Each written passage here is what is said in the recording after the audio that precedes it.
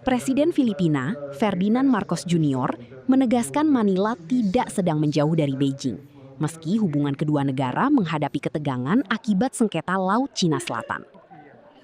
Dalam pernyataannya di Manila, Marcos mengatakan Filipina tetap mencari ruang kerjasama dengan China dan mempertahankan kebijakan One China dalam hubungan dengan Taiwan.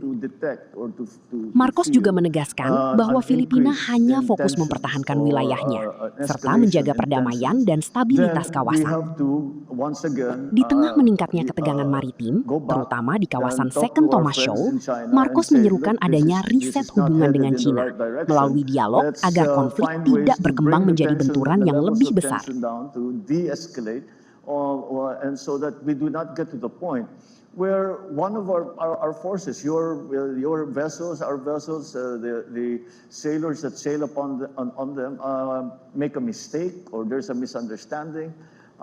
So let's continue. So we continue to talk, and that is something that has been really ongoing. Every time there is an incident, I suppose you could call it a recess. Let's not do that anymore. What was the problem? How did it occur? Why? How do we avoid it in the future?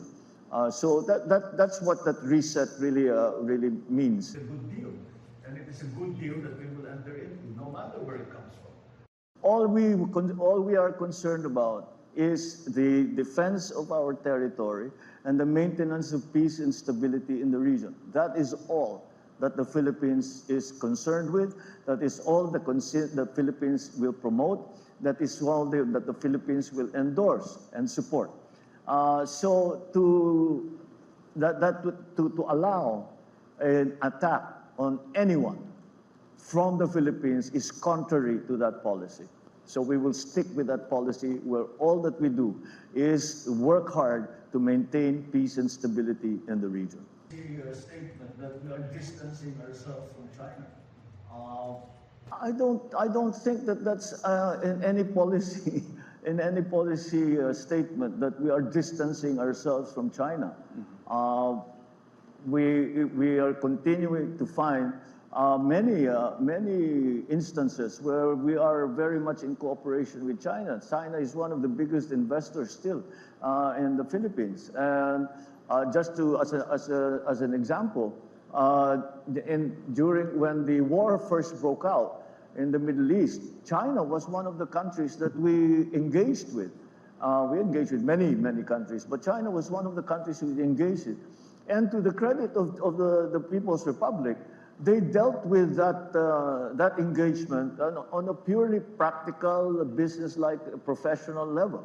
And all of these, shall we say, conflicting claims in the West Philippine Sea simply did not enter into that discussion.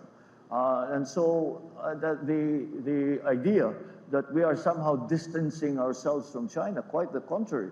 China is only one of two countries where we have a no visa policy.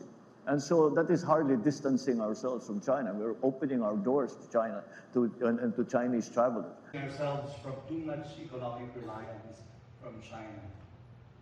We have been doing business with Taiwan for a very long time, since they are a very close neighbor.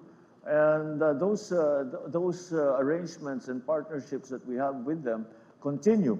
However, this is very much in the context of our One China policy. We continue to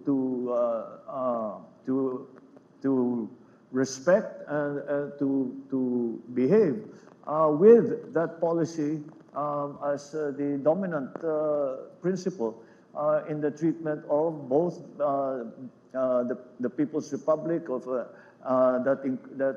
and our more local engagements with Taiwan. The value that is added in that processing does not stay in the Philippines. We have what we call MECO, which is and the TECO, which are the two bodies that serve, but they are purely commercial in nature, and we do not really enter into other kind of arrangements with Taiwan, again because we hew close and continue to engage China within the context of our One China policy. Primary thing is not either or. In our case, Thank you so much, sir, for making time for all the journalists here.